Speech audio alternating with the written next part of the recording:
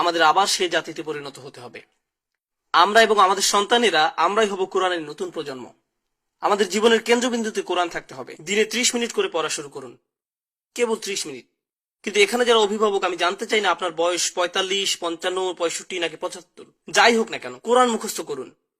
মুখস্থ করা শুরু করে দিন। আল্লাহ কোরআনের উপর কোনো বয়স সীমা রাখেননি। আল্লাহ সেটা করেননি, আপনি করেছেন। আপনি আল্লাহকে দেখান যে আপনি তার বইকে ভালোবাসেন, আর তখনই আল্লাহ আপনার জীবনে বরকত ঢেলে দিবেন, যা আপনি কখনো আশা করেননি। আপনার এখন অন্য কাউকে জিজ্ঞেস করতে হয় কিভাবে সন্তান লালন পালন করবেন, কিন্তু আল্লাহ নিজেই আপনাকে সেই উপদেশ দিবেন তার বইতে। তিনি আমাদেরকে আমাদের সব প্রশ্নের উত্তর দিয়ে দিচ্ছেন তার বইতে। আমাদের অবশ্যই এই বইয়ের সঙ্গে একটা সম্পর্ক থাকা উচিত। আমি আপনাদের বলছি, আমাদের মুসলিম সমাজে অধিকাংশ সমস্যা এই জন্যই সৃষ্টি হয়েছে যে আমরা কোরআন থেকে বিচ্ছিন্ন হয়ে পড়েছি। আমাদের এই বইয়ের জন্য কোনো অনুভূতি নেই, কোনো ভালোবাসা নেই, কোনো সম্পর্ক নেই। আমরা উপদেশ নেওয়ার জন্য এর কাছে যাই না। আমরা প্রতিদিনের তেলাওয়াত করি না, মুখস্থ করি না। আমরা এই বই আরো বেশি বেশি বোঝার চেষ্টাও করি না, অনুরাগ দেখাতে পারি না। আল্লাহ তার বাণী পাঠিয়ে এই উম্মতকে কতটা সম্মানিত করেছেন, অথচ আমরা এই বাণীর প্রতি যথেষ্ট ভালোবাসা দেখাতে পারিনি। আমরা যদি তা পারি, আমি বলছি আপনাদের সকল সমস্যা দূর হয়ে যাবে।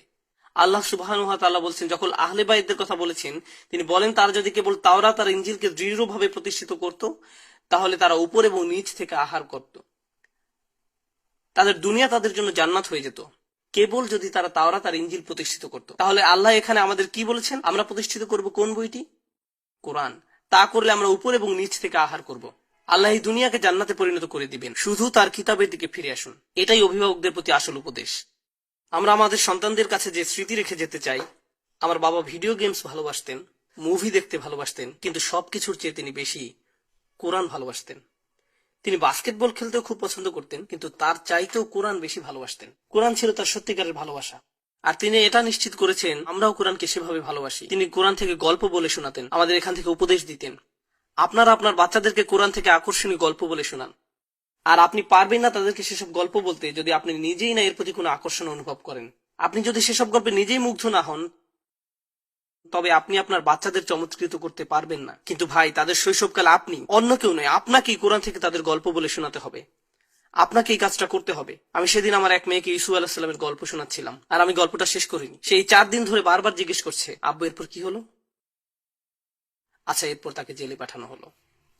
তারপর কি হয়েছে এখন বলবো না, পরে বলবো। আজকে হোটেলে যাওয়ার পথে তাকে বলবো ইনশাআল্লাহ জেলে পাঠানোর পর কি হলো।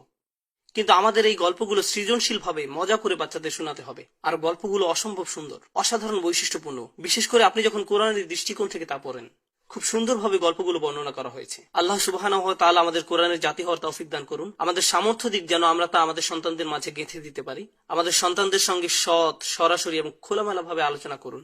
তাদের জিজ্ঞাসা করুন তারা স্কুলে কি শুনছে, তারা কি কি সমস্যা হয়। তারপর নিজেই আল্লাহর বইয়ে তার সমাধান খুঁজুন। তুমি জানো তোমার বন্ধু যে তোমাকে কথাটা বললো, তুমি যে বাজে জিনিসটা দেখলে, আল্লাহ এই সম্পর্কে কি বলছেন, চলো তোমাকে দেখাই। আক্ষরিকভাবে বাচ্চাদের দেখিয়ে দিন কিভাবে আল্লাহর কাছে সমাধান খুঁজতে হয়। আমাদের এই কাজটাই করতে হবে। আমাদের এমন প্রজন্ম গড়ে তুলতে হবে। আল্লাহ সুবহানাহু ওয়া তাআলা আমাদের সকলকে এই কাজটা করতে সাহায্য করুন। প্রত্যেক মুসলিমের জীবনে বরকত ঢেলে দিন। আল্লাহ যেন আরো বরকতের উপর বরকত, বরকতের উপর বরকত ঢেলে দিন। আমাদের কোরআনের প্রতি ভালোবাসা, অনুরাগ, সময় আর আত্মনিবেদনের জন্য আমাদেরকে বরকত দান করেন।